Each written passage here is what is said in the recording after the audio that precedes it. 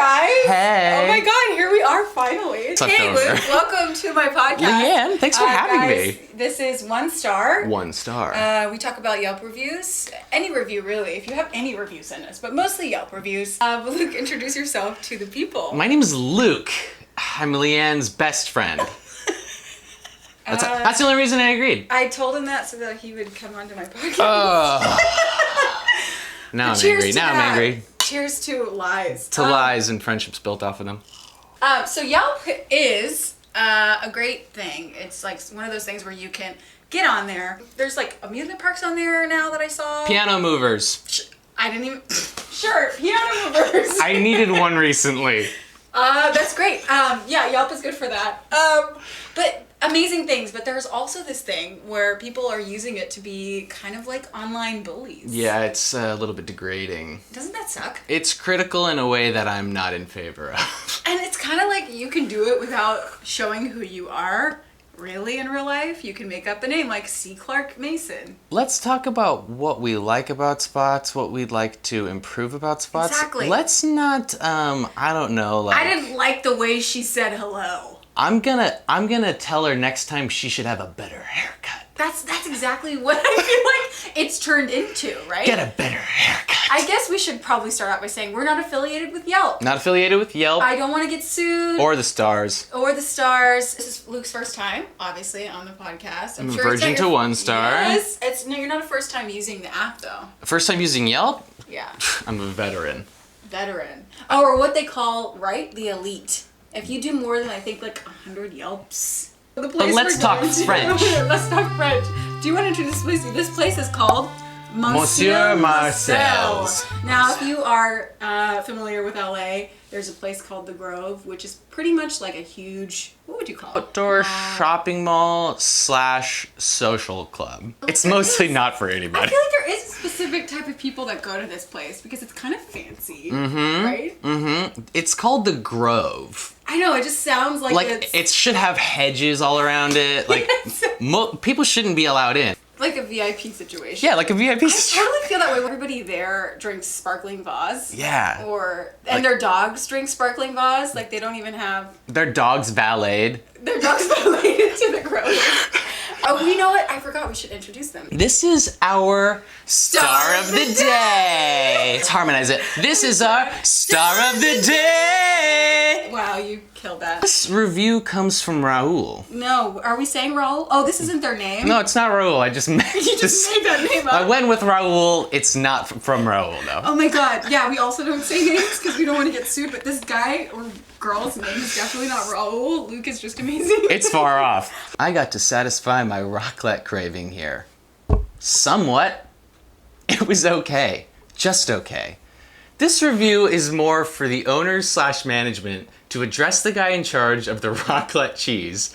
He was overly friendly and even texted me at my number from his personal cell phone after I'd left. Yeah. He'd asked for my number over the phone when I called a couple of days before my reservation to confirm whether or not they were going to have the kind of cheese my friend and I wanted to have. Okay, so he wanted her number before she made a reservation. This is where I'm just like, hold on. He wanted her number when she was asking about the cheese. First of all, I'm never going to give you my personal cell phone. Why would I need to do that? You're like, why would I need to give you do you have cheddar? And he's like, what's your phone number? I'm out. I'm hanging up the phone. It's just so weird. Like, because you like, I'm sure it's because she liked this specific cheese that it makes her like a certain type of affluent person. He was like, you're into Gouda? You're a freak. Smoked Gouda? You got any friends or what? Oh my god, I know. Do you have a sister? Or did you have a sister who likes like smoked mozzarella? That was the only reason I gave him my number. Oh, to call back about the cheese. But, so she was like, can you find out if you have this cheese? He's like, yeah, I'm gonna take down your number to call you back. Okay, great. I guess, but... not for him to harass me from his personal phone. This is a rabbit hole of a review. I know. Okay, well, I'll give her that. Maybe if this actually happened, I get it. Yeah, that's really weird. But also, don't give your phone number to somebody. Just, like, maybe ask if they have the cheese and say, can you put me on hold? Let's not go getting intimate with the cheesemonger, okay? This guy obviously really likes the fact that you like, I don't even know how to say that. What is it? Raclette? I just learned about this. I shouldn't know. I honestly... The fact that you know this is so impressive. I feel like I'm faking it a little bit because to describe it goes above already my knowledge of it. It's like when they do melted cheese on, like they scrape melted cheese onto some meat, I think. It's so French. My buddy lived in Paris. My roommate lived in Paris. Honestly, what? I'm not about it. I don't like it. I don't like that. I don't like that she wanted to know about it. I don't like that he wanted her phone number. So much, like he said, she said with this situation, which is a lot of Yelp reviews, but Yeah. this one is so like weirdly intimate. Like, what did he say to her in text personally? To the number or call her? We have the cheese. Are you coming? Seriously.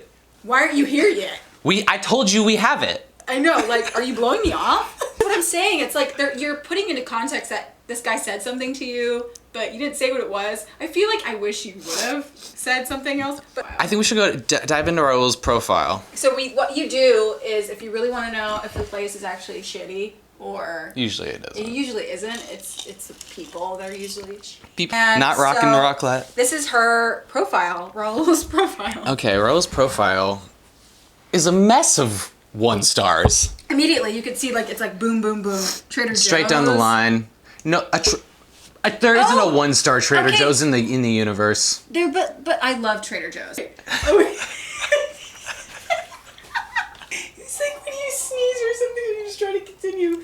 And for everyone who's listening, you guys can't see. Luke was like trying to pull something out of his mouth for like a minute, and I tried not to acknowledge it. Sorry. Don't do that. They can hear you licking. It's like my weird tick. We're gonna go into the next one. Same place. Our favorite restaurant in the farmer's market closed, so we wandered around hoping to find our new go-to. Not gonna happen. I'm just gonna say that right away. Yeah. Like when you have a really good place that you love, You're not gonna be able to replace it. Like it's like finding another boyfriend that you are trying to replace. What up? Stumbled across this really cute restaurant among dozens of food stands, and since we were always up for good French food, we thought this was going to be a winner. Okay, you're going into it with high expectations. Yeah. Fine, okay. Service started off well, menu selections were vast, and prices were what you'd expect for classic French food. Unfortunately, the food was only classic French and Instagram-worthy presentation, but not its flavor. Ooh. Shoestring fries were limp. Steak was I don't like that. Shoestring fries. Limp. There's just so many other things. They're frites. How does that work out? Frites and fries. They're talking about the same thing, right? Yeah, so like steak and fries. Yeah. The fries were limp. The steak was thin, overcooked. Okay. The trout was, pretty trout. I don't know, man. Actually, that might be the best insult I've ever heard. The trout was pretty trout. I'm gonna hashtag that. Hashtag pretty trout. Our waiter spilled an entire glass of water on our table. Ooh. Water doesn't stain. Okay, exactly. It's not. First thought I had. Other than giving me a napkin and the requisite sorry. That was it. No apologies from management. No offer of possibly free dessert. No adjustment to the bill. Nothing. Okay, we just like escalated. Hold on a second. I know. Let's go I back feel a like this second. can't be right. Someone who works at this restaurant spilled water all over the table and didn't say anything and just walked away. I know. It's like. Come on. That is so funny. Like maybe they didn't say sorry, but they said something. There's no way they did. And then went like this, and then tattled off. Even if somebody actually did spill like a whole glass of water on your table. Water. Yeah, I get it. But it happens. People make mistakes, right? Like, how is that indicative of the quality of a restaurant that someone knocked over a glass of water? You're right about, okay, you have the opinion to say that your food wasn't flavorful, that the trout was pretty trout. But if the water spills on the table and it just happened to be an accident, how are you to really be upset and give somebody a 1-star for that? And I'm starting to change my mind. I actually feel like the trout being pretty trout is a compliment. And it is pretty compliment. What else should trout be? Exactly. So it's if the trout was pretty trout, I guess you got what you asked for. Exactly. Huh. Even if the water spilled, right? The water spills on the table. Trout live in water. Trout. I'm so done with you. They would just fucking end with the trout. I'm so sick of trout. I never want to hear about it ever again.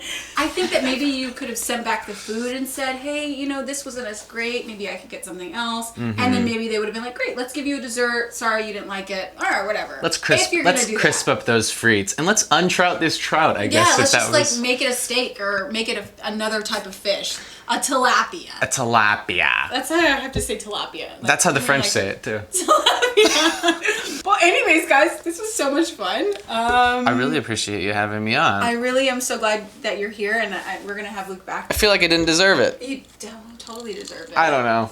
I'm gonna call you the Trout Man. Hashtag pretty trout. Pretty Trout.